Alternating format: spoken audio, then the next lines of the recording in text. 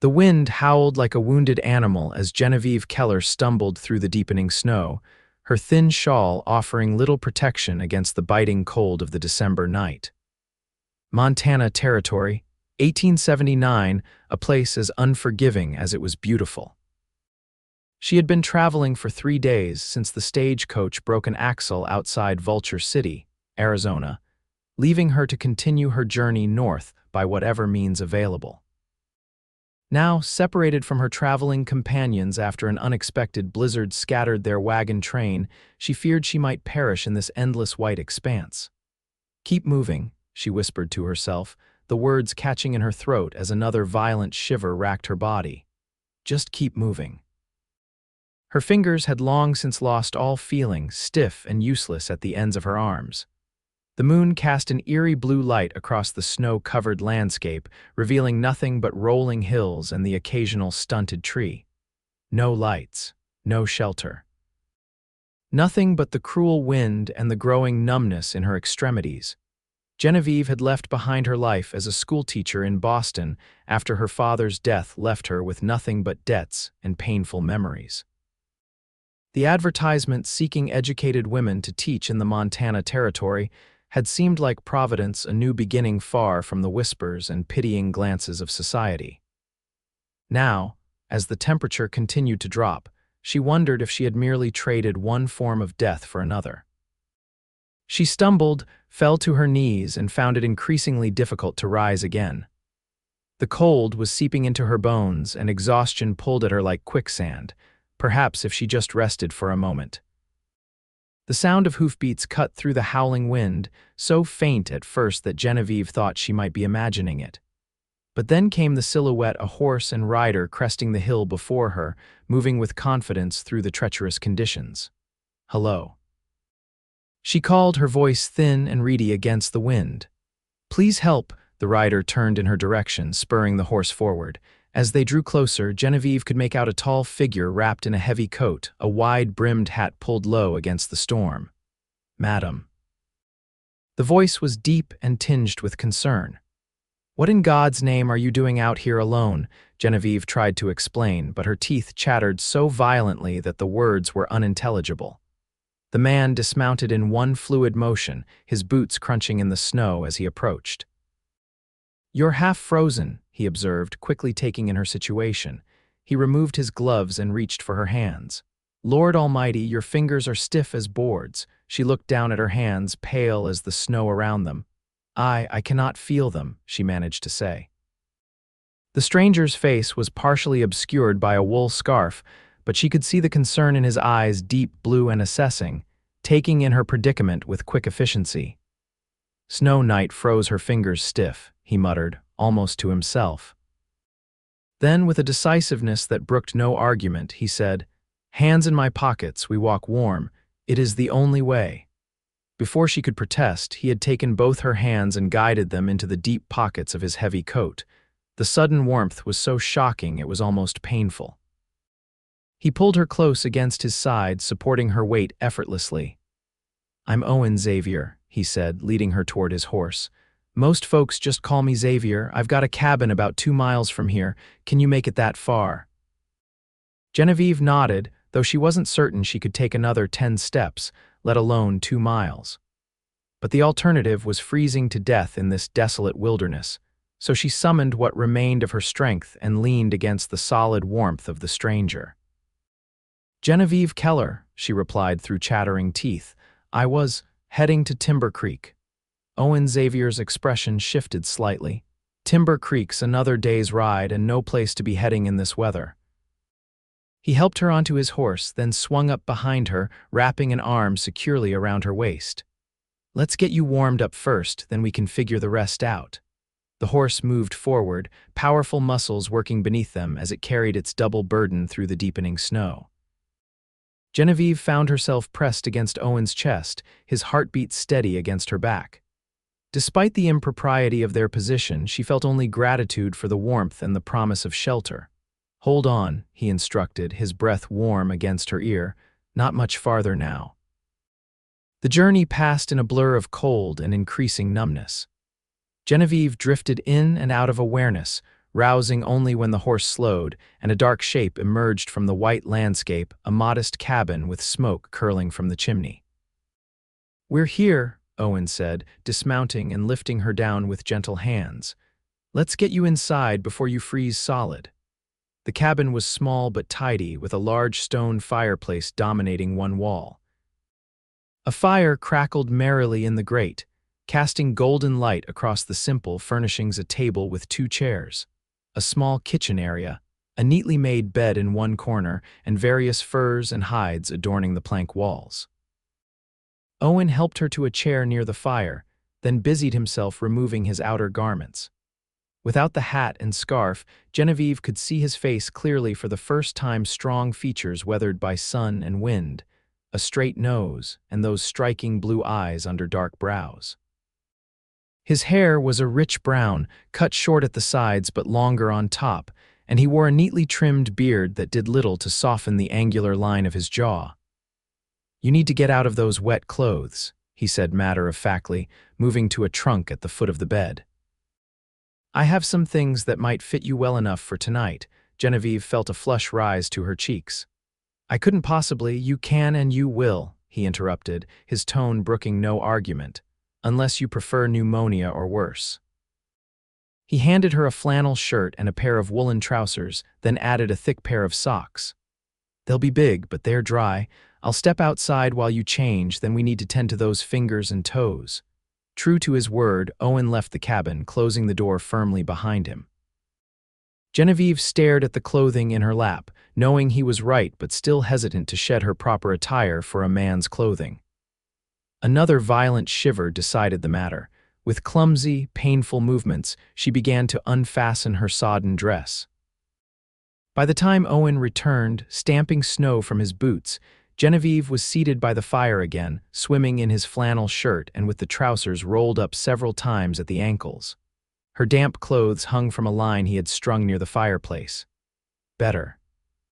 he asked, moving to the stove where a pot of something savory bubbled. "Much, thank you." Her voice sounded stronger already. "I don't know how to repay your kindness, Mr. Xavier." "Owen," he corrected, ladling stew into a bowl, "and staying alive is repayment enough." "What kind of man would I be if I left a woman to freeze in a blizzard?" He handed her the bowl, and Genevieve realized how desperately hungry she was. The stew was simple but hearty: venison, potatoes, and carrots in a rich broth. "Now," Owen said, pulling his chair closer to hers, "let me see those hands." Genevieve reluctantly extended her hands. They had begun to thaw, and with the returning circulation came pain, a burning, tingling sensation that made her wince. Owen took her hands in his, turning them gently to examine her fingers. His touch was surprisingly gentle for such large, calloused hands. "No frostbite from what I can tell, just a bad chill. You're lucky, another hour out there." He didn't finish the sentence, but he didn't need to. "How did you find me?" she asked as he began to gently massage her fingers, working the blood back into them.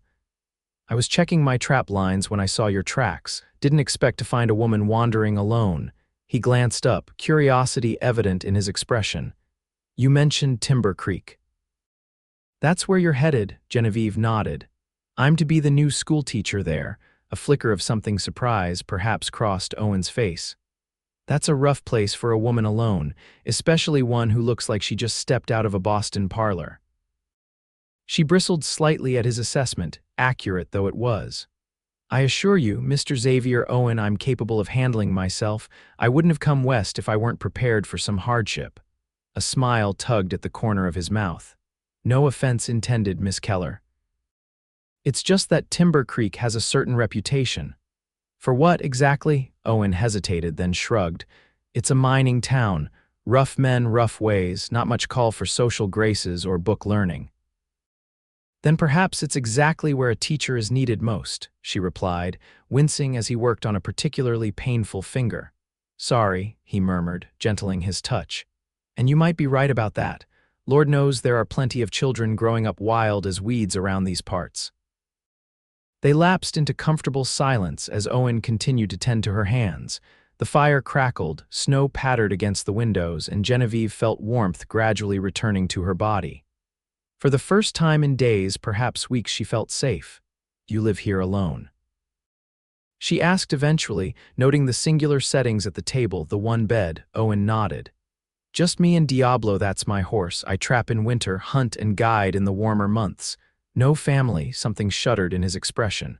"Not anymore." Genevieve recognized the pain in those two simple words. It mirrored her own. "I'm sorry, I didn't mean to pry." "It's been 5 years," he said after a moment. "My wife, Margaret, and our son, Thomas. Influenza took them both in the same week." "I lost my father last spring," Genevieve offered. "It's why I came west. There was nothing left for me in Boston."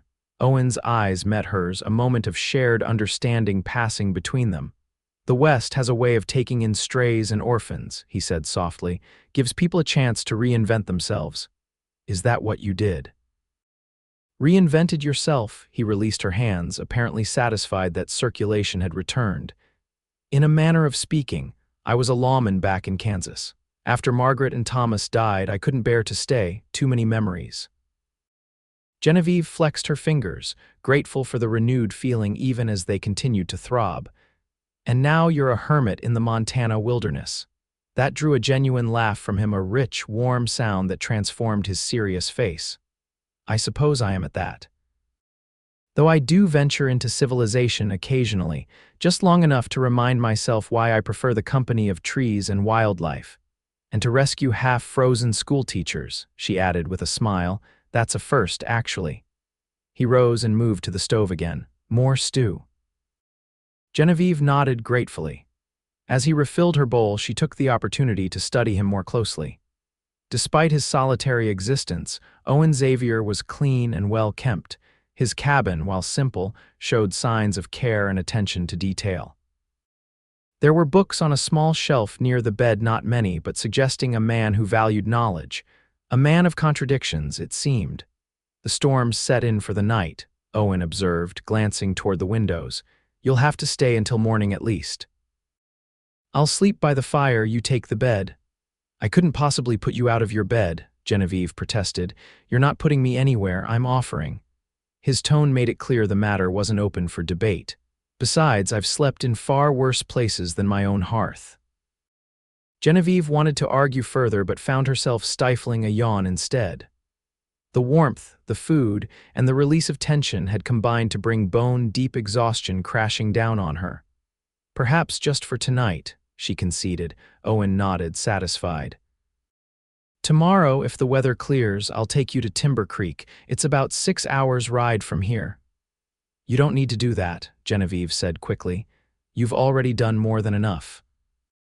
If you could just point me in the right direction, and have you freeze to death after all my hard work keeping you alive." He shook his head. "Not a chance, Miss Keller. Besides, I need to resupply, and Timber Creek's as good a place as any." Genevieve wanted to protest further, but found she lacked the energy. Instead, she finished her stew in comfortable silence, watching as Owen moved about the cabin with the easy familiarity of a man in his element. There was something soothing about his presence, a quiet competence that made her feel secure despite the storm raging outside. When she could no longer keep her eyes open, Owen showed her to the bed, providing extra blankets against the chill. "Thank you," she said, settling beneath the covers. "I don't think I've properly expressed my gratitude if you hadn't found me when you did." "Get some rest, Miss Keller," he replied, his voice gentle in the firelit dimness. "You're safe now." As Genevieve drifted toward sleep, lulled by the warmth of the bed and the soft crackling of the fire, her last thought was of how strange life could be, that she should feel safer with this stranger in his isolated cabin than she had in months among people she'd known all her life. Morning arrived with a brilliant clarity that only follows a heavy snow. Sunlight streamed through the cabin windows, reflecting off the pristine white landscape outside. Genevieve woke slowly, momentarily disoriented by her unfamiliar surroundings before the events of the previous night came rushing back. She sat up to find Owen already awake and moving quietly about the cabin. He had rekindled the fire and appeared to be preparing breakfast. "Good morning," he said, glancing up from the stove. "How are you feeling?" Genevieve flexed her fingers experimentally. They were sore but functional. "Much better, thank you." Hungry, starving, she admitted, pushing back the covers and rising from the bed. She was still wearing his oversized clothing, a fact that seemed more awkward in the bright light of day. "Coffee's ready," Owen said, pouring a cup and setting it on the table. "Breakfast will be shortly. Your clothes should be dry by now." Genevieve gratefully accepted the coffee and gathered her now dry garments. Owen tactfully stepped outside while she dressed, returning only when she called out that she was decent. "The storm's passed," he reported, serving up plates of bacon and flapjacks. "But there's a good 2 feet of fresh snow out there. Travel won't be easy." "I don't want to impose on you any further," Genevieve said, even as she savored the first bite of the surprisingly delicious breakfast. Owen shook his head. "It's no imposition. Like I said, I need supplies anyway. We can leave after breakfast if you're feeling up to it." Genevieve studied him across the table. In the bright morning light, Owen Xavier looked younger than she had initially thought, perhaps 35 or so, with only a few threads of silver at his temples to suggest his years. There was an openness to his expression that hadn't been there the night before, as if the passing of the storm had somehow lightened something within him as well. "Why are you helping me?" she asked suddenly. "You don't know me, you owe me nothing." Owen considered the question, taking his time before answering. "Out here, people help each other. It's how we survive." He paused, then added more softly, "And maybe I've been alone too long. Maybe I've missed having someone to talk to besides my horse." The simple honesty in his words touched Genevieve deeply. "Well, I'm grateful for both the rescue and the conversation." They finished breakfast, and Owen helped her prepare for the journey. He provided her with a spare coat much too large but warm and a pair of mittens lined with rabbit fur. His consideration extended to wrapping her lower legs in leather gaiters to protect them from the deep snow. "It's not the most fashionable outfit," he remarked with a hint of amusement, "but it'll keep you warm." Genevieve laughed, surveying her reflection in the small mirror by the door. With the oversized coat, mittens, and her hair hastily pinned beneath a borrowed hat, she looked nothing like the proper Bostonian who had set out for Montana just weeks ago. "Fashion seems a small concern when compared to survival," she replied. "I'm learning that lesson quickly out here." Owen smiled a genuine smile that transformed his weathered face and reached his eyes. "You might just make it in the West after all, Miss Keller." They set out shortly thereafter, Owen leading his horse through the deepest drifts before helping Genevieve mount. Then he swung up behind her, as he had the previous night. The day was clear and bright. The vast Montana landscape spread before them in a dazzling expanse of white broken only by the dark outlines of distant mountains and scattered pine forests. "It's beautiful," Genevieve breathed, taking in the pristine wilderness. "That it is," Owen agreed. "Dangerous and beautiful, like most worthwhile things in life." They rode in companionable silence for a time, the horse picking its way carefully through the snow-covered terrain. Genevieve was acutely aware of Owen's proximity, of the steady rise and fall of his chest against her back, the secure band of his arm around her waist. It was both comforting and disquieting, this enforced intimacy with a man she barely knew. "Tell me about Timber Creek," she said eventually, as much to distract herself from these thoughts as out of genuine curiosity. "You said it's a mining town, silver mostly," Owen replied. "It sprang up about 10 years ago when they discovered a vein in the hillside. Typical boom town saloons and brothels outnumber decent businesses 3-1. "And is there actually a school?" Genevieve asked, suddenly worried that she might have been misled. "Of sorts. More of a large shed last I saw. But there's a group of families, mostly shopkeepers and tradesmen, who have been pushing for proper education. They're the ones who'd have sent for a teacher." "I see." Genevieve tried to imagine teaching in a converted shed, with limited supplies and students who might never have set foot in a schoolroom before. It would be challenging, certainly, but also potentially rewarding. "And what of the town marshal? Is law well maintained?" Owen's brief hesitation was telling. "Marshal Reynolds does what he can. He's an honest man, but he's outmanned and outgunned most days." "That doesn't sound reassuring. It wasn't meant to be." His voice took on a serious tone. "Timber Creek isn't Boston, Miss Keller." People there live by a different code. Not all of it's bad, mind you, there's a directness, a kind of raw honesty you don't find in more civilized places. But it can be harsh, especially for someone unaccustomed to frontier ways. Genevieve straightened her spine. I may be unaccustomed, Mr. Xavier, but I'm not incapable of adaptation. I chose to come west precisely because I wanted something different from the stifling propriety of Boston society. She felt rather than saw his smile. Fair enough, just offering some friendly advice. And I appreciate it, she added, not wanting to seem ungrateful. Truly. The landscape gradually changed as they traveled, the pristine wilderness giving way to signs of human presence, the occasional distant cabin, a rudimentary road partially visible beneath the snow, and eventually the first outlying structures of a settlement. Timber Creek came into view by early afternoon. It was larger than Genevieve had expected, a sprawling collection of wooden buildings nestled in a valley, with mine entrances visible on the hillside beyond. Smoke rose from dozens of chimneys, and even from a distance, they could hear the sounds of activity, hammering voices, the occasional report of a gunshot. Is that gunfire? Genevieve asked, alarmed.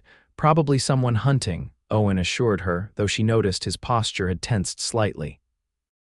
Or just letting off steam, not uncommon out here. As they drew closer to the town proper, the evidence of its character became more apparent. The main street was a churned mixture of snow, mud, and horse droppings. Buildings of varying quality lined both sides, saloons with colorful signs. A general store, a barber shop, what appeared to be a hotel of sorts, and numerous smaller establishments whose purposes weren't immediately evident. People moved along the thoroughfare with purpose, miners in dirty clothing, women in practical frontier garb, a few children darting between buildings. Many stopped to stare as Owen and Genevieve rode past, clearly noting the unusual sight of a well-dressed woman sharing a horse with the taciturn trapper whom many recognized but few knew well. "Where should I take you?" Owen asked as they entered the town proper. "Do you have lodgings arranged?" "I was told to inquire at the Timber Creek Hotel," Genevieve replied, indicating a 3-story building ahead that appeared to be the most substantial structure in town. "The school board is supposed to have arranged accommodations." Owen guided the horse to a hitching post in front of the hotel, then dismounted and helped Genevieve down. Her legs felt stiff after the long ride, and she stumbled slightly as her feet touched the ground. Owen's hands steadied her, lingering perhaps a moment longer than strictly necessary. "Thank you," she murmured, suddenly aware of the curious gazes directed their way. "For everything," Owen nodded, his expression unreadable. "I'll see you settled, then be on my way." The hotel's interior was surprisingly well appointed, with a polished wooden reception desk and a modest but clean sitting area. A portly man with impressive mustaches looked up from his ledger as they entered. "Can I help you folks?" he asked, his gaze moving curiously between Genevieve and Owen. "I'm Genevieve Keller," she said, stepping forward. "The new school teacher. I believe arrangements were made for my accommodation." The man's expression cleared immediately. "Miss Keller, indeed, we've been expecting you." "I'm Harold Templeton, proprietor of the Timber Creek Hotel and member of the school board. We were beginning to worry when you didn't arrive with yesterday's stage." "There was an incident with the weather," Genevieve explained, gesturing toward Owen.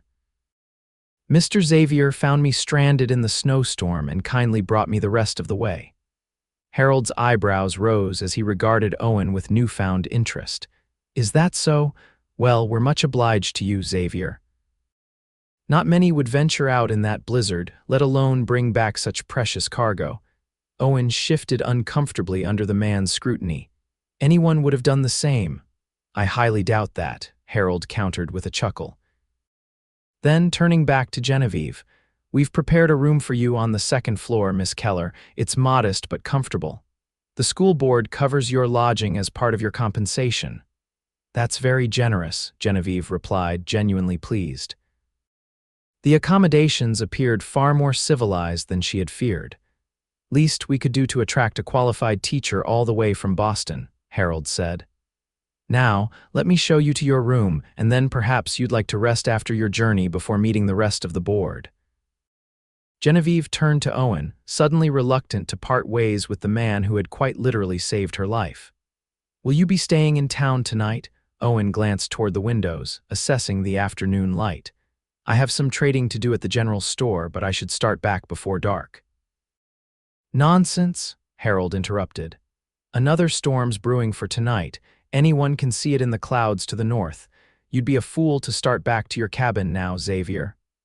Owen frowned, clearly not appreciating either the assessment of his judgment or the public nature of the conversation. "At least stay for dinner," Genevieve suggested. As a proper thank you for your help, something in her expression must have swayed him, for after a moment's hesitation, Owen nodded. "I suppose I could wait out the weather." "Excellent," Harold said, clapping his hands together. "I'll have Martha prepare her best room for you, on the house, of course, as thanks for looking after our new schoolmarm."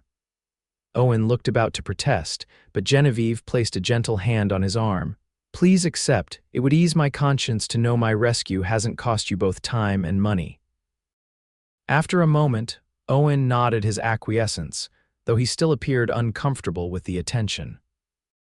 Harold led them upstairs, showing Genevieve to a pleasant corner room with simple but adequate furnishings: a bed, a washstand, a small writing desk, and a rocking chair by the window that offered a view of the street below and the mountains beyond. "Dinner is served in the dining room at 6, Harold informed her. "The rest of the school board will be eager to meet you. I've taken the liberty of having some water sent up so you can refresh yourself after your journey." After Harold left, Genevieve turned to Owen, who lingered awkwardly in the doorway. "Thank you again," she said softly. "I don't know what would have happened if you hadn't found me." "I'm glad I did," he replied simply. "I'll see you at dinner, Miss Keller." As he turned to go, Genevieve called after him. "Genevieve, please. After sharing your home and your horse, I think we're beyond formalities, don't you?" A small smile tugged at the corner of his mouth. "Genevieve, then, until dinner." After he departed, Genevieve sank onto the bed, suddenly overwhelmed by the events of the past 24 hours. She had come so close to death, only to be rescued by a stranger who had shown her nothing but kindness and respect. And now she was finally in Timber Creek, about to begin the new life she had traveled so far to find. It was a lot to process. But as she rose to wash away the dust of travel, Genevieve found herself thinking not of the challenges ahead, but of a pair of blue eyes and the comforting security of strong arms around her waist as they rode through the snow-covered wilderness. Dinner that evening was a more elaborate affair than Genevieve had anticipated. The hotel dining room, while modest by Eastern standards, had been set with the establishment's best linens and china. 5 men were already seated at the long table when she entered, all rising at her appearance. Harold Templeton made the introductions. Ezekiel Franklin, owner of the general store, Reverend Joseph Palmer of the town's small church, Dr. Victor Grant, Timber Creek's physician, and Mayor William Hollister, a former mine owner who now held considerable influence in local affairs. "Gentlemen, Miss Genevieve Keller, our new schoolteacher," Harold announced with evident pride. The men offered various greetings and expressions of welcome, each clearly assessing her in his own way. Genevieve straightened her spine and met their gazes directly. She had worn her best remaining dress, a deep green wool that complemented her auburn hair and fair complexion, and arranged her hair in a simple but elegant knot at the nape of her neck. "I'm delighted to meet you all," she said with genuine warmth, "and grateful for the opportunity you've provided." "The pleasure is ours, Miss Keller," Mayor Hollister replied, gesturing to an empty chair. "We've been in desperate need of a proper teacher for some time. The children of Timber Creek deserve an education, regardless of our frontier location." As Genevieve took her seat, she noticed Owen entering the dining room. He had clearly made an effort with his appearance. His hair was neatly combed, and he wore a clean shirt beneath his usual buckskin vest. Though still rugged by Eastern standards, he cut a striking figure among the townsmen. A moment of awkward silence followed as the men observed his arrival. It was clear that while Owen was known to them, he was not a regular participant in town affairs. "Mr. Xavier," Mayor Hollister finally said, nodding in acknowledgement. "We understand we owe you a debt of gratitude for bringing Miss Keller safely to us." Owen inclined his head slightly, "Just happened to be in the right place." "Providence, I'd call it," Reverend Palmer interjected.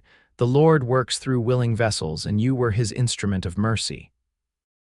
Owen's expression suggested he was less than comfortable with this spiritual interpretation of his actions.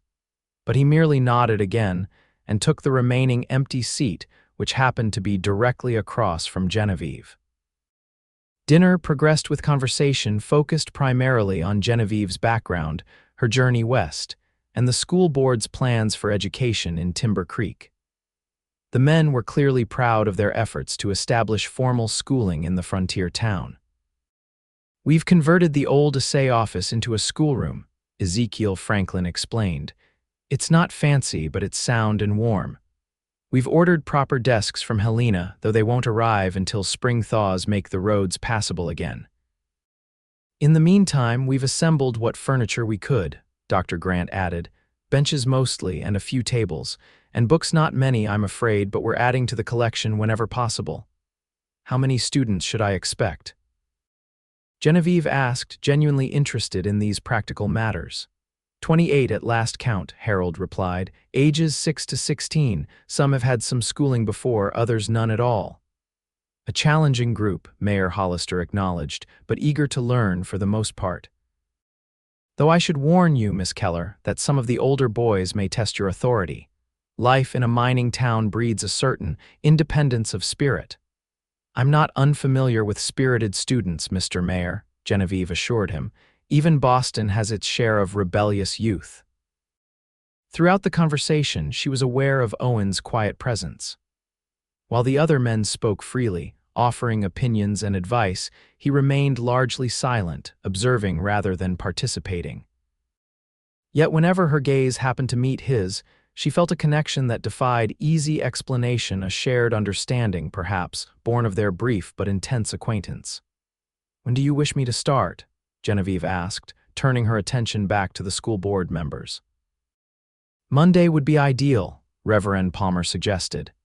"That gives you tomorrow and Sunday to settle in and prepare. I've taken the liberty of spreading the word to families with children." "Monday it is," Genevieve agreed, feeling a mixture of excitement and trepidation at the prospect. As the meal concluded, the conversation shifted to more general matters: local politics, the mines, the possibility of the railroad eventually reaching Timber Creek. Genevieve listened attentively, absorbing as much information as she could about her new home. Eventually, the men began to take their leave, each offering parting words of welcome and encouragement. Soon, only Genevieve, Owen, and Harold remained in the dining room. "Well," Harold said, rising from his chair, "I have some accounts to attend to before retiring." "Miss Keller, breakfast is served from 6 until 9. Mr. Xavier, your room is prepared whenever you're ready." With that, he departed, leaving Genevieve and Owen in an unexpected moment of privacy. "They seem like good men," Owen observed, breaking the silence. "Yes," Genevieve agreed. "Committed to improving their town. It's encouraging." Owen nodded, his fingers idly tracing the rim of his coffee cup. "Timber Creek has its share of good folks. It's the others you'll want to watch out for." "You make it sound as though I've stepped into a den of wolves," Genevieve remarked, only half joking. "Not wolves," Owen corrected. "Just men far from home with few of the restraints civilization imposes. Most mean no harm, but I should be cautious," she finished for him. "Exactly." They sat in companionable silence for a moment before Genevieve spoke again. "Will you return to your cabin tomorrow?" Owen nodded. "At first light, if the weather permits." Something akin to disappointment settled in Genevieve's chest, though she knew it was irrational. This man was a stranger, after all, despite the intense circumstances of their meeting. "I wish you safe travels, then," she said, rising from her chair. "And thank you again, Owen, for everything." He stood as well, his height emphasized now that they were no longer seated across from each other. "You'll do well here, Genevieve. You have a strength about you." The compliment warmed her unexpectedly. "I hope you're right." I usually am, he replied with the ghost of a smile, at least about people. They walked together to the hotel's central staircase, pausing at the landing where their paths would diverge, her room to the right, his to the left. "Good night, Owen," she said softly. "Good night, Genevieve." He hesitated, then added, "I come into town every few weeks for supplies. Perhaps I'll check in on you, see how you're faring with those spirited students of yours." The prospect lightened her heart. "I'd like that very much." With a final nod, Owen turned and walked away, his footsteps fading as he disappeared down the corridor. Genevieve watched him go, aware of a curious emptiness that had nothing to do with the challenges awaiting her in Timber Creek. Sighing softly, she made her way to her own room, wondering at the strange twist of fate that had brought Owen Xavier into her life, and whether their paths were destined to cross again in meaningful ways. The next morning dawned clear and cold, with no sign of the predicted storm. When Genevieve came down for breakfast, she learned that Owen had already departed, leaving before sunrise. Though disappointed not to have said a proper goodbye, she understood his desire to make use of the favorable weather. The day passed quickly as Genevieve acquainted herself with Timber Creek. Harold's wife, Martha, a kindly woman in her 50s, acted as guide, introducing Genevieve to various shopkeepers and residents. The reactions to the new schoolteacher ranged from enthusiastic welcome to cautious assessment, but nowhere did Genevieve encounter outright hostility. The schoolhouse, as promised, was modest, but serviceable, a rectangular building with large windows to admit light, freshly whitewashed walls, and an assortment of benches and tables arranged in roughly equal rows. A pot-bellied stove occupied one corner, and a small desk had been positioned at the front of the room for the teacher. "It's not much to look at," Martha admitted, "but it's better than most frontier towns can manage." "It's perfect," Genevieve assured her, already envisioning how she would arrange things, what lessons she would begin with, how she might group students of different ages and abilities. They visited several families with school-aged children, allowing Genevieve to introduce herself and begin establishing relationships. The children themselves displayed various reactions: shy curiosity, excited anticipation, or in the case of some older boys, thinly veiled skepticism that a city woman could teach them anything worthwhile.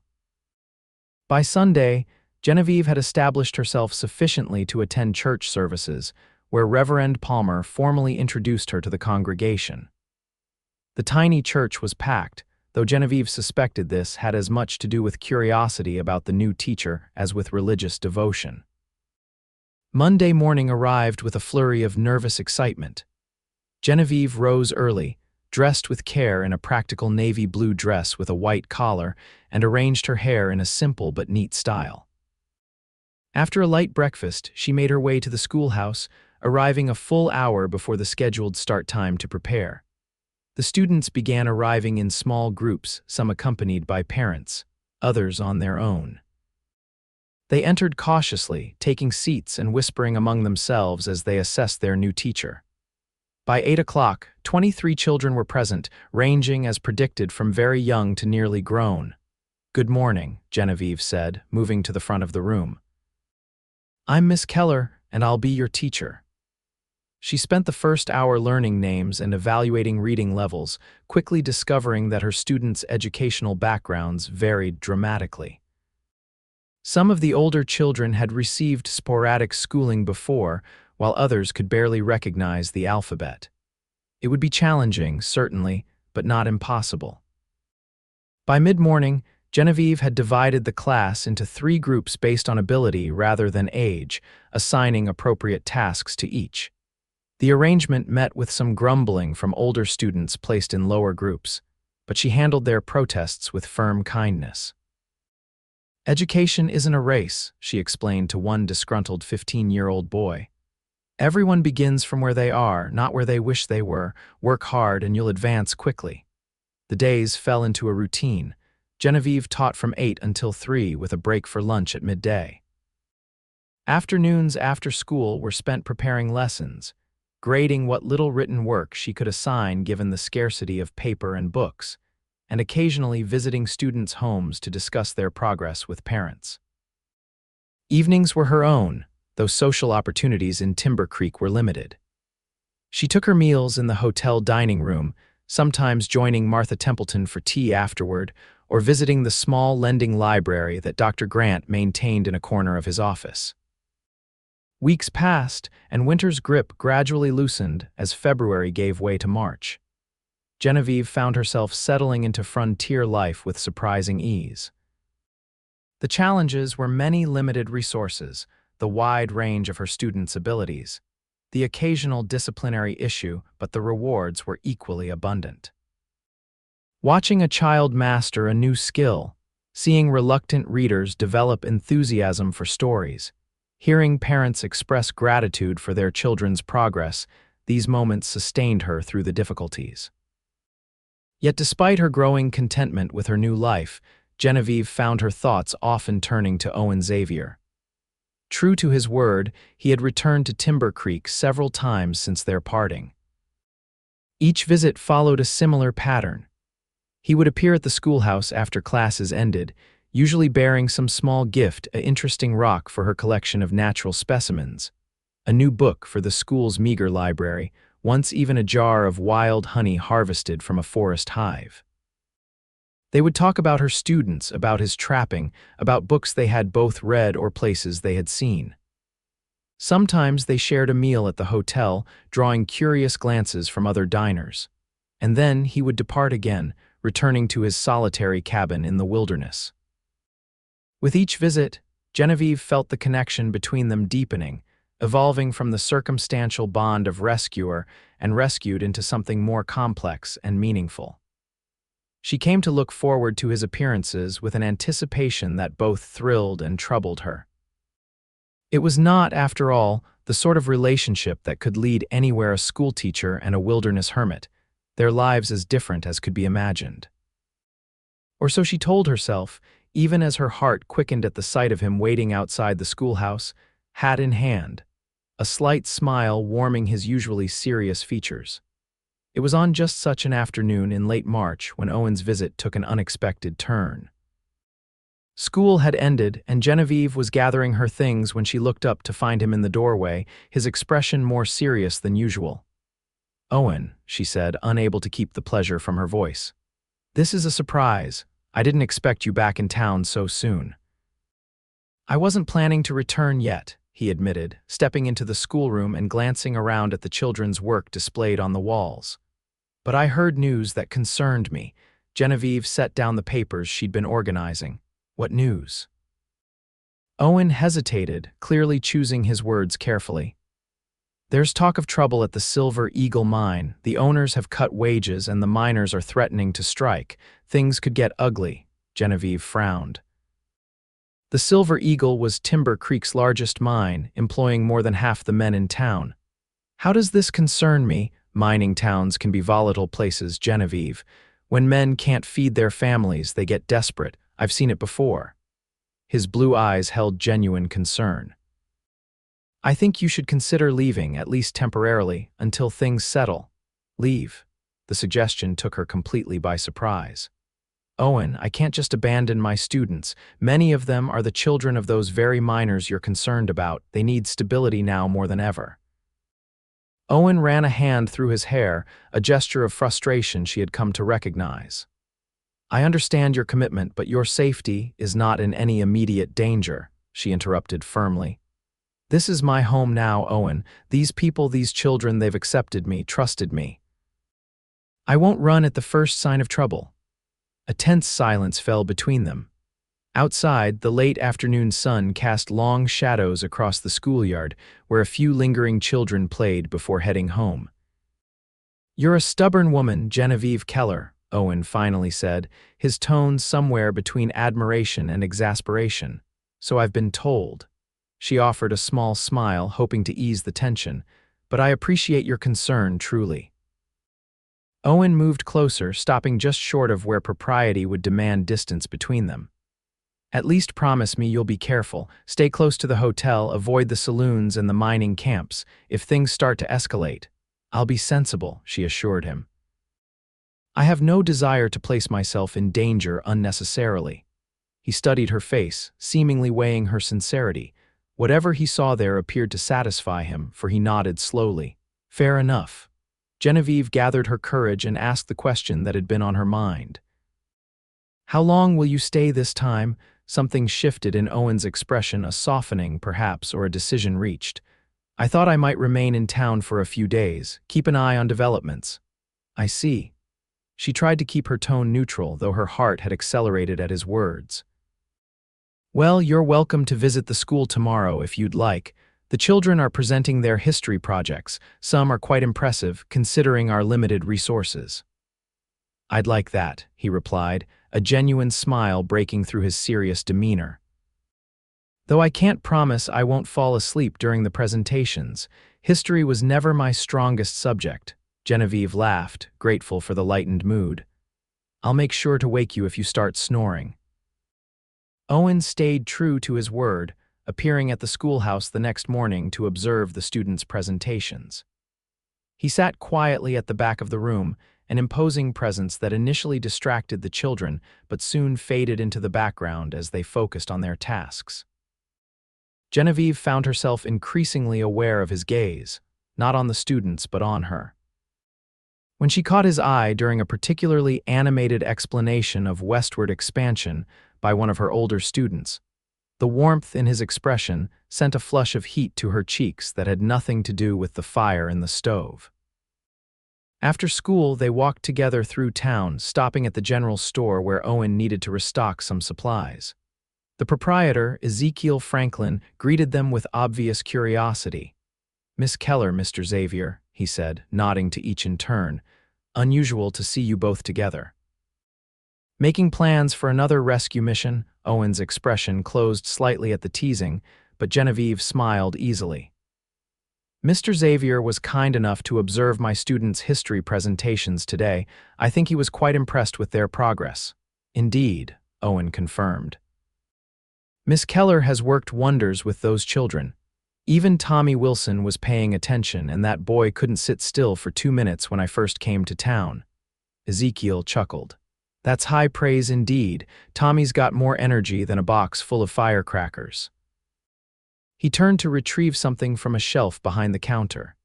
Speaking of your students, Miss Keller, that order of slate pencils finally arrived from Helena, and I managed to get my hands on a few more primers, though they're a bit worn. That's wonderful news, Genevieve exclaimed, genuinely pleased. Writing materials were precious commodities on the frontier, and she had been rationing the school's supplies carefully. The school board authorized payment for these items, already settled, Ezekiel assured her. Mayor Hollister saw to it personally. As Owen selected the items he needed: coffee, sugar, ammunition, and a few other necessities. Genevieve browsed the store's modest selection of fabrics, considering whether she might afford a new dress for the upcoming Easter service. Her wardrobe, limited to what she had been able to bring from Boston, was beginning to show signs of wear. The blue would suit you, Owen commented unexpectedly, appearing at her side as she examined a bolt of cotton in a deep azure shade. Genevieve looked up in surprise. Do you think so? It matches your eyes, he said simply, then seemed to realize the personal nature of the observation and added awkwardly, or so I'd imagine. The moment was interrupted by the entrance of several miners, their clothes and faces bearing the unmistakable grime of a day spent underground.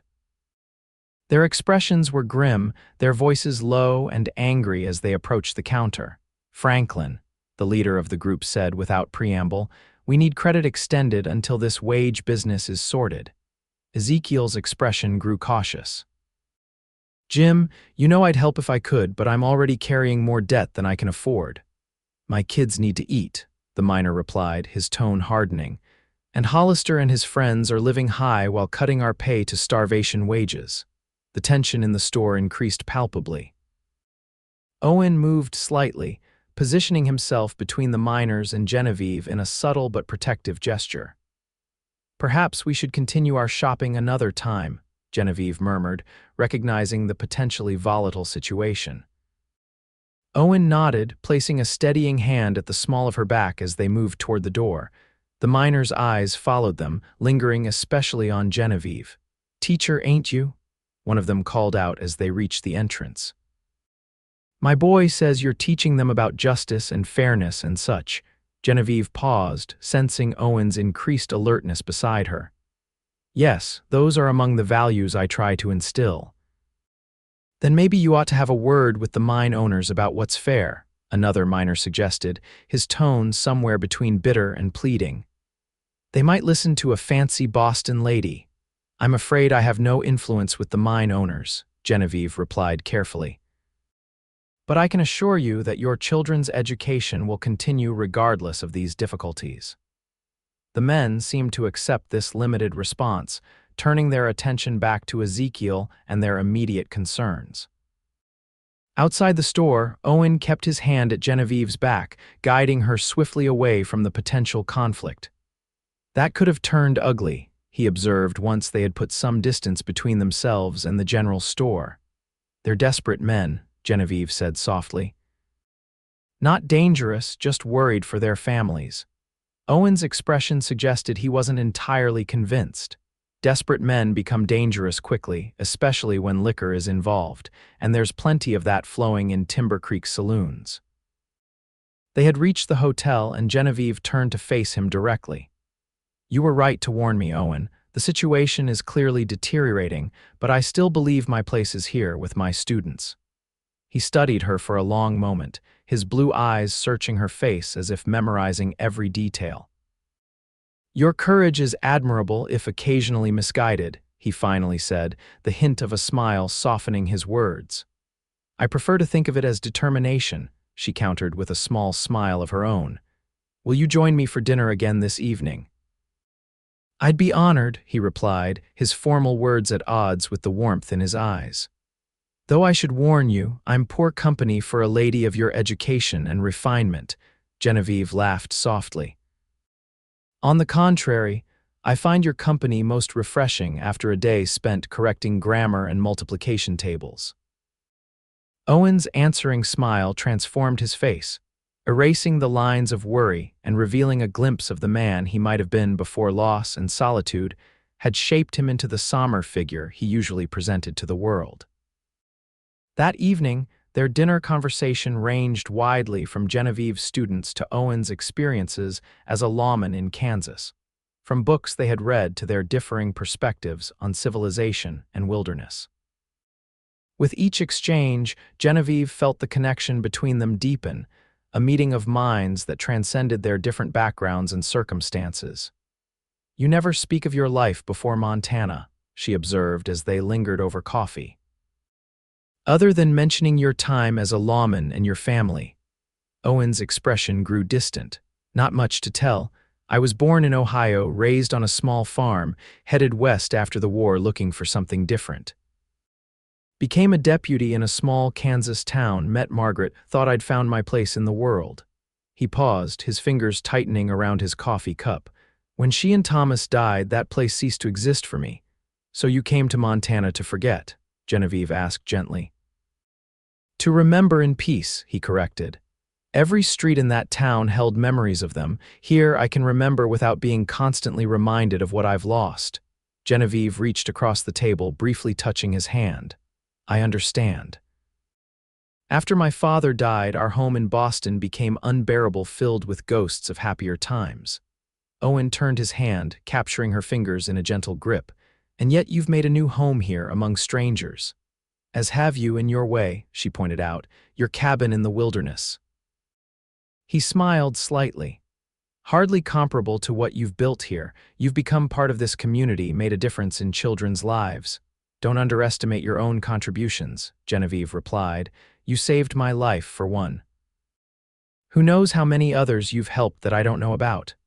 Owen seemed about to respond when a commotion outside drew their attention. Raised voices, the sound of breaking glass, then a woman's scream. He was on his feet instantly, moving toward the door with Genevieve close behind.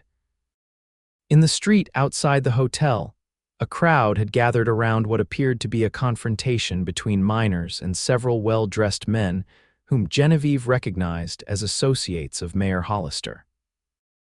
Words were being exchanged with increasing hostility, and several men on both sides appeared intoxicated. "Stay here," Owen instructed, his voice taking on the authority of his former profession. Before Genevieve could protest, he had stepped into the street, moving purposefully toward the developing altercation. She watched from the hotel entrance as Owen positioned himself between the opposing groups, his stance wide and confident, his hands visible but ready.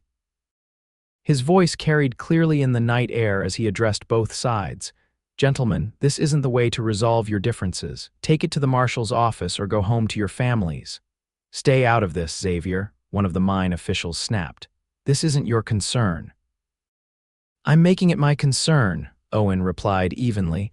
"Before someone does something they'll regret." Marshal Reynolds appeared at that moment, pushing through the crowd with his deputy. "What's the commotion here?" The situation gradually de-escalated as the marshal asserted his authority, though the underlying tension remained palpable. The crowd slowly dispersed, breaking into smaller groups that continued their heated discussions as they moved away from the hotel.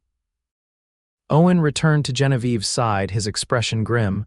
"This is just the beginning. Things will get worse before they get better." "What can be done?" she asked, troubled by the evident division in the community she had come to care for. "Not much, I'm afraid." Owen glanced back at the now empty street. These disputes follow a pattern. Anger builds, violence erupts, and eventually compromise is reached, but people get hurt along the way. They returned to the hotel dining room to find it nearly deserted, the other guests having either retired for the evening or gone to observe the excitement. Their conversation resumed, though with a more somber tone. "Will you still be in town tomorrow?" Genevieve asked as they prepared to say goodnight. Owen nodded. "I think it best to remain for now. Marshal Reynolds could use an extra pair of eyes and hands if trouble continues to brew." "I'm glad," she admitted, then added hastily, "for the marshal's sake, of course." A smile tugged at the corner of Owen's mouth. "Of course." They parted at the foot of the stairs, Owen watching as Genevieve ascended to the second floor. Only when she reached the landing did she turn back, finding him still in place, his gaze steady upon her. "Good night, Owen," she called softly. "Good night, Genevieve," he replied, the simple words carrying a weight of meaning that neither was quite ready to acknowledge. The following days saw an escalation of tensions in Timber Creek. The miners formally declared a strike, refusing to enter the Silver Eagle until their demands for fair wages were met. The mine owners responded by threatening to bring in workers from outside, a move that further inflamed the already volatile situation. Genevieve continued teaching, though attendance had become sporadic as some families left town seeking work elsewhere, and others kept their children home out of concern for their safety. She found herself increasingly worried about those students whose fathers were involved in the strike, knowing that food and necessities were becoming scarce in many households.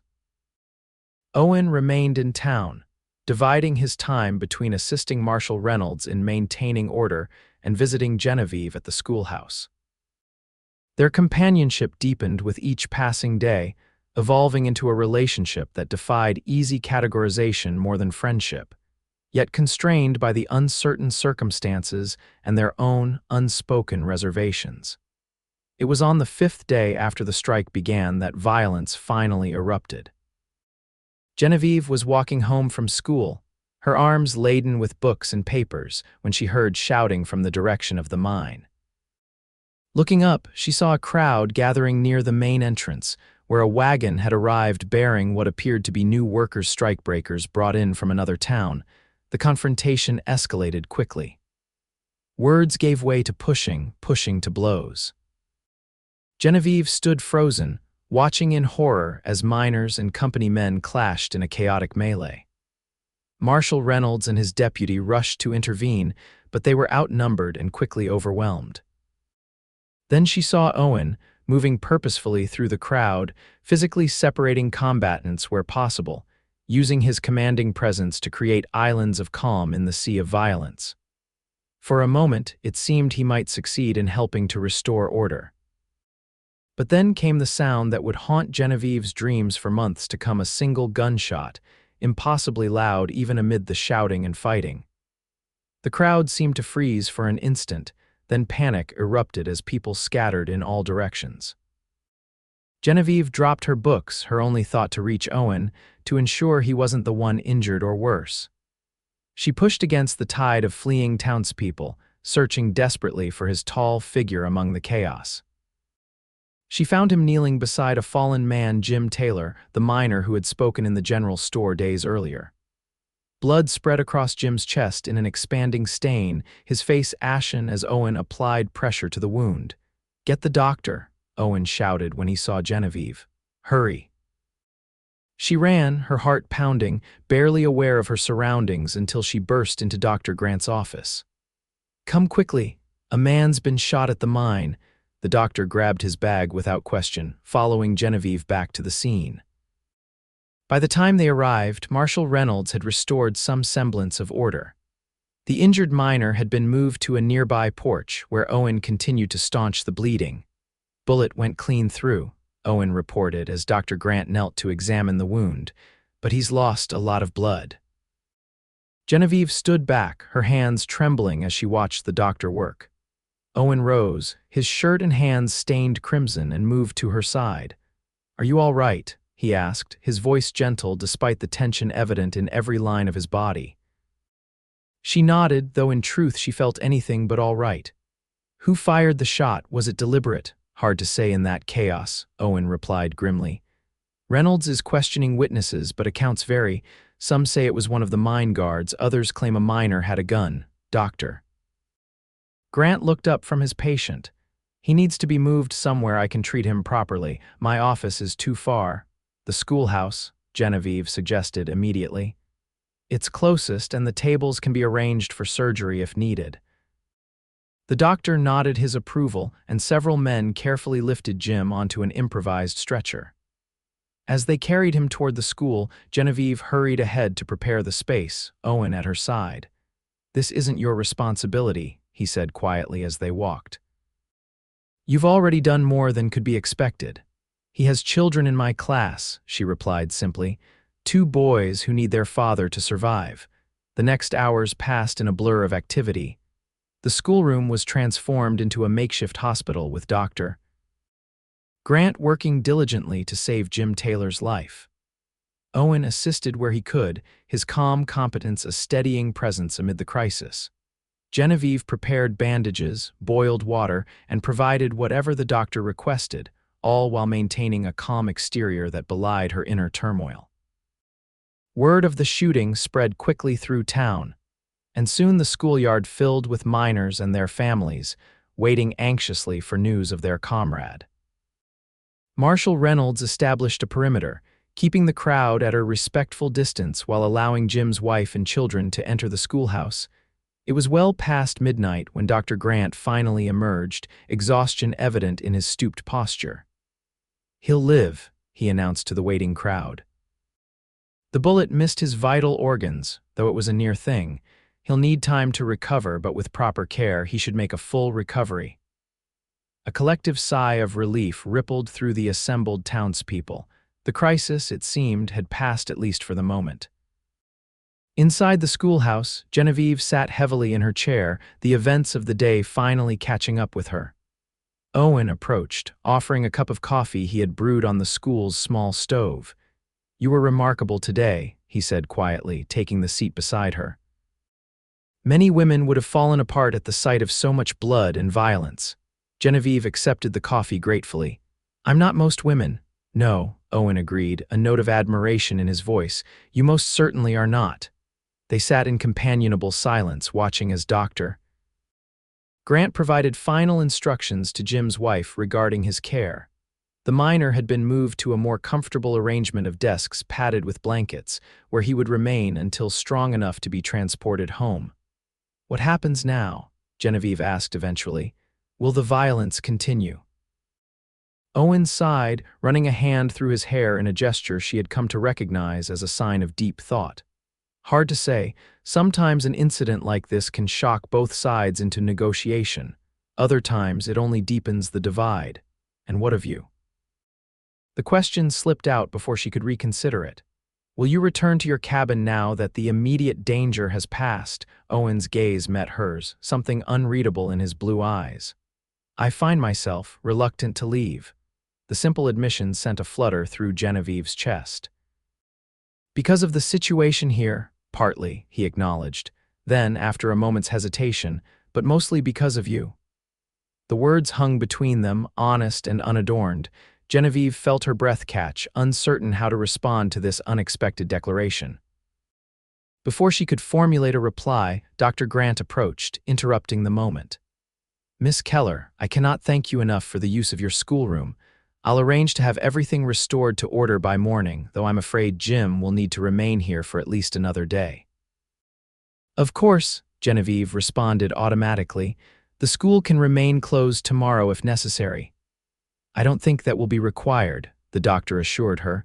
"We can partition off a corner for Jim, and I'll have a nurse stay with him during school hours." With the immediate crisis resolved, people gradually dispersed to their homes.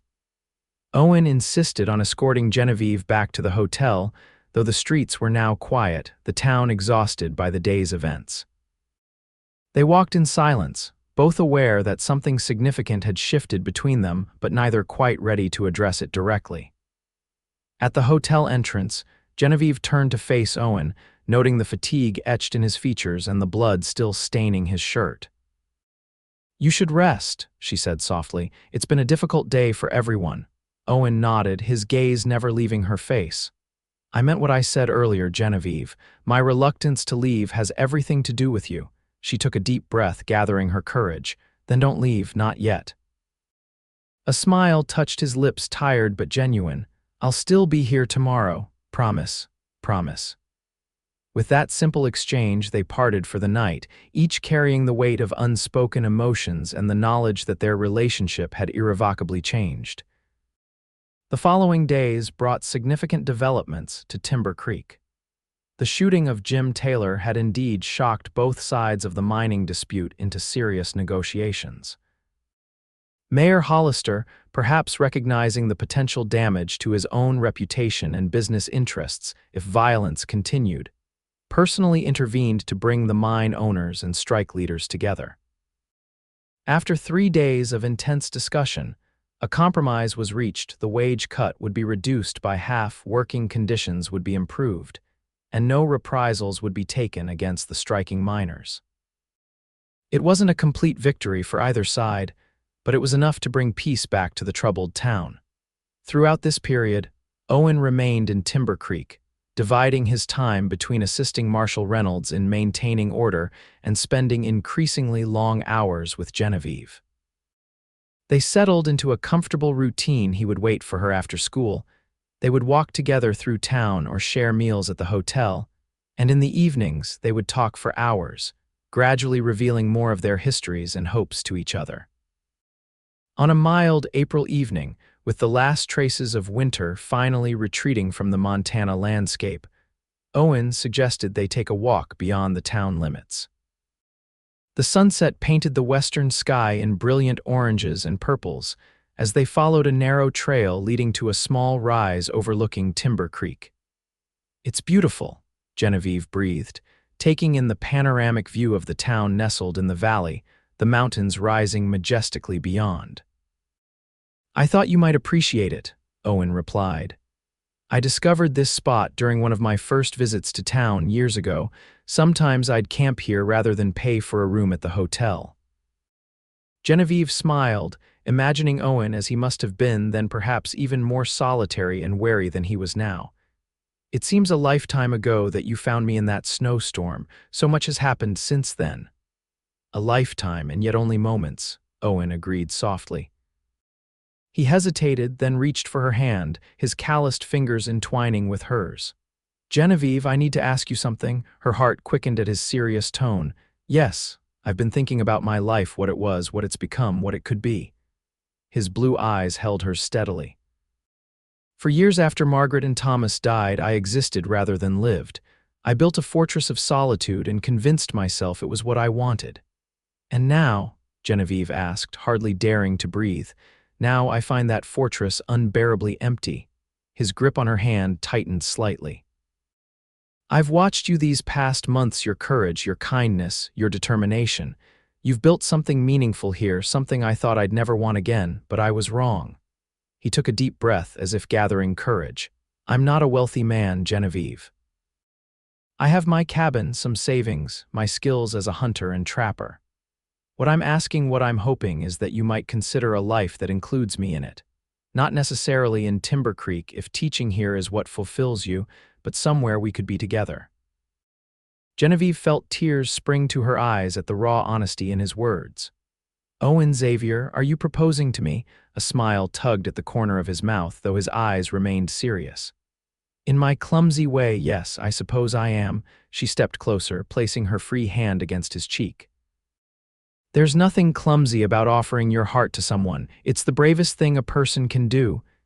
Is that a yes? He asked, hope evident in his voice. It's a yes, Genevieve confirmed, her heart so full she thought it might burst. I love you, Owen.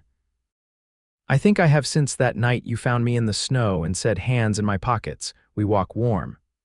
The tension visibly drained from his shoulders, and his smile bloomed fully across his face.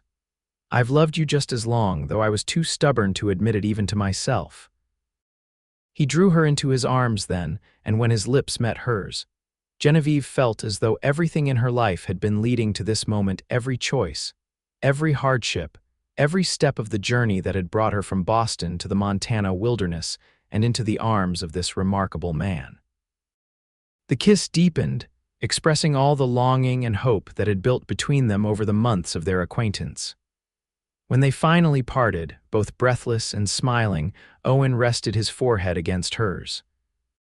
I should warn you, he murmured, I'm not sure I'll ever be comfortable living in town full-time. That cabin of mine is pretty remote, Genevieve laughed softly. And I should warn you that I've become rather attached to my students. Perhaps we can find a compromise, part of our time in town, part in your wilderness retreat. Our wilderness retreat, Owen corrected, kissing her again briefly, and I think that sounds like a perfect solution. They remained on the hillside until the first stars appeared, making plans for their future together. Neither of them was under any illusions that their path would be without challenges. They came from different worlds, had different experiences, different ways of looking at life. But they had already overcome so much together, and the bond between them had been forged in circumstances that tested both character and commitment. Word of their engagement spread quickly through Timber Creek, generating reactions that ranged from heartfelt congratulations to good-natured teasing about the schoolmarm and the mountain man. The school board initially expressed concern about losing their teacher, but when Genevieve assured them she intended to complete the school year and help find a suitable replacement, they offered their blessings to the union. Owen and Genevieve were married on a perfect June day, with Reverend Palmer officiating in the small Timber Creek church. The building overflowed with well-wishers, Genevieve's students and their families, the school board members and their wives, shopkeepers, miners, and even a few of Owen's acquaintances from his trapping circles. Jim Taylor, fully recovered from his gunshot wound, attended with his family, personally thanking both Genevieve and Owen for their roles in saving his life. Marshall Reynolds served as Owen's best man, while Martha Templeton stood as Genevieve's matron of honor. For their honeymoon, Owen took Genevieve to his cabin in the wilderness, a journey that echoed their first meeting, though under far more favorable circumstances. She found the simple structure charming in its rustic way, and over the summer months, they worked together to expand and improve it, adding a small second room that would serve as Genevieve's study and library. By September, when the new school year began, they had settled into a rhythm that accommodated both their needs. During the week, they lived in rooms above the school that the town council had converted into a small apartment. Weekends and holidays were spent at the cabin, where Owen taught Genevieve the skills of wilderness survival, and she in turn introduced him to the pleasures of literature and music that had been absent from his life for so many years. Winter came again to Montana, bringing with it the anniversary of their fateful meeting. On a snowy December evening much like the one that had first brought them together, Owen and Genevieve stood outside their cabin, watching as the last light faded from the western sky. "Do you remember what you said to me that night?" Genevieve asked, leaning into his embrace. "When you found me half frozen in the snow," Owen smiled, tightening his arms around her. "I believe I made some observation about your fingers being stiff as boards. And then you said, 'Hands in my pockets, we walk warm.'" She turned within his arms to face him. "I thought you were just being practical, trying to save my life. I had no idea those would be the words that changed everything." "For both of us," Owen agreed, brushing a kiss against her forehead. "Though I must admit, at the time I was more concerned with getting you to shelter than with romantic gestures."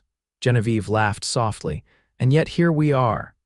"Here we are," he echoed, his blue eyes filled with a contentment that had once seemed beyond his reach. "And I wouldn't change a single step of the path that brought us here."